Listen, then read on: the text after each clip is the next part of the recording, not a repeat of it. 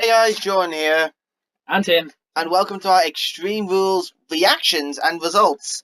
So on the kickoff match, Kalisto defeated Apollo Crews. We didn't watch it, no one cares. Let's move on. Our first match was Dean Ambrose versus The Miz for the Intercontinental title. If The Miz lost, so if Dean Ambrose got DQ'd, Miz would be champion. They tried doing that during the match, but in the end, it was Miz who got the win. Swerve yeah, via pinfall after a skull-crushing finale. After what happened was that Ambrose was trying to talk to the ref because Miz pushed him into, and the ref thought Ambrose punched him. Miz his skull-crushing finale. Uno, dos, tres. Wonderful. Up next was what was the one after that? Not the women's match. It wasn't the women's match. Tag match, isn't it? Mixed tag. Yeah, the mixed tag match. Yeah. God, who cares about that? Sasha did a cool thing to Noam Dar, and they won after Swan hit the Phoenix Splash. Simple. Up next was the it was the women's match after an Elias Samson concert. Yeah. Bliss versus Bayley. Yeah. Oh my God, this was a beating. This was an absolute beating. From Bayley. Pretty much, except for a Bayley to belly. Oh yeah. But even then, nothing happened. Yeah. And even though she got the kendo stick first, she never got to use it, which was kind of stupid. Yeah, it was kind of stupid. They were building it up before on TV that she would finally get her way and she'd finally do something. Even before the interview, she was like, finally, she's going to get opportunity. And then she just blows it. Blows it massively, might I say. Yeah, complete and utter dominance from Alexa Bliss, trying to build up as a strong champion. Who do they might go up against the next? Probably Banks. Yeah, I just looked at the match was 5 minutes. It was, yeah. The mixed tag match was longer than that. It was actually the shortest match of the night, including the pre-show match. Probably shorter than the Elias Samson segment. Up next was Sheamus and Cesaro up against the Hardy Boys in a steel cage tag team match for the tag team championships. I've never seen it before with a steel cage tag team. Yeah, the rules were it just said at the start that both team members have to be over the cage in order to win. Yeah, that was interesting. It was interesting. Yeah, it basically just says that pinfall submission don't count. If Jeff escapes the cage, doesn't matter. Matt has to escape the cage as well, which happened in the match. Then it was just a 2-on-1 with Cesaro. Jeff came back in to help Matt, but in the end, it was Cesaro dethroning the Hardys by escaping the cage quicker than them to become the new tag team champions. Jeff Hardy did hit a whisper and win, which is lovely. Off the top of the cage, which was beautiful. It was absolutely beautiful, but I don't know what that means for Hardy Boys.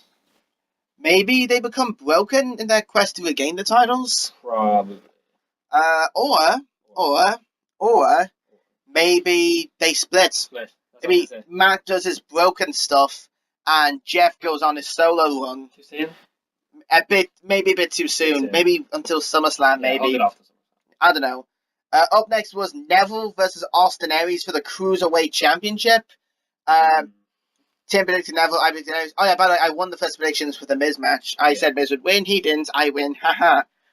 But, yeah, what happened was interesting that Neville tapped outside the ring to the last chancery, and that didn't count, which I was a bit annoyed about. Apparently it's different rules from an I Quit match, which is... I know it's a submission match, but they had pinfalls, not pinfalls, they had countouts, DQs, and no submissions on the outside. Pretty stupid. Kind of dumb. And it's after that, after all that happened, Neville won. After a red arrow on the back of Aries, then locked in the ring to Saturn, and Aries passed out. Yeah. He didn't tap out, he passed out. So I won. You did win there, and yeah, that was a bit annoying. Yeah, now the main event. Now the main event. This was a beautiful main event. Just 30 minutes of murder. 30 minutes. 30 minutes, yeah. Didn't feel like Samoa Joe versus Roman Reigns versus Seth Rollins versus Finn Balor versus Bray Wyatt. Wow. It wasn't an elimination match, which I thought it would be. Yeah. Naturally, you would a multi-man match on a pay-per-view, especially. Yeah, it was a bit weird. Yeah, but saw a lot of extreme stuff in this match. We did. Spanish announce table got broken. Hooray! Roman Reigns spears Balor and Joe through the announce barrier. Okay. Joe and Wyatt working together as a team. Yeah, they were destroying the other three, but then Wyatt pushed Joe in the way of a Seth Rollins suicide dive, and then Joe went mental on him. Yeah, in the end, Finn Balor hit the shotgun dropkick on Roman Reigns after dodging a spear, hit the coup de grace, and didn't win. Samoa Joe came in, locked in the Coquina clutch. Balor passed out. Nobody was there to stop it, and it was Mr. Samoan Joe who won the match, and he will now face Brock Lesnar at Great Balls of Fire. Great balls. Yeah, the logo looks exactly how you'd expect it would look. Just look it up. Yeah. We don't have to explain to you right now. Yeah. Anyways, it was indeed Samoa Joe winning, and he will face Roman Reigns. He will face Brock Lesnar at Great Balls of Fire for the Universal Championship. I finally said it was Universal. I said the WWE Championship yesterday. I'm like, oh no, it's the Universal Championship. Yeah. That's a really fitting match, though. It's going to be a fantastic match. Yeah. Joe's first Universal title match. Yeah. And 6 months after his arrival, by the way. And Brock Lesnar's first defense of the title. He's probably the only one who hasn't got a title shot of all the people. Bray Wyatt was WWE champion, so he hasn't got a Universal title shot. Roman Reigns hasn't got a Universal title shot yet, but he's been WWE champion. Yeah. Same, Seth Rollins faced Kevin Owens multiple times, but Balor was the first ever Universal champion. Yeah. Joe hasn't won the main roster title. No. So yeah, what's this going to do for Raw? The landscape is going to be completely different now. I assume that they're going to build Joe up in the next couple of weeks as an absolute destroyer. Like they did with Strowman. Yeah. He's going to be the new Strowman. Then I'm not sure what they're going to do to find a new number one contender after that match. But let's be honest, probably Joe's going to lose to Brock. Yeah, Lesnar's not going to drop the title until at least. Especially at Great Balls of Fire. Yeah.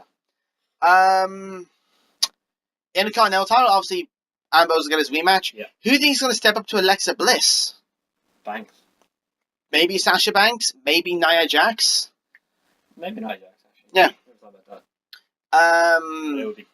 She'd have to be face. Yeah. Then the Hardys get their rematch at Great Balls of Fire. Yeah. In terms of other views, they sort of tease that maybe Wyatt and Joe will get into a feud. Yeah. Maybe Balor and Reigns will get into a feud. Well, yeah. They tease that a little bit.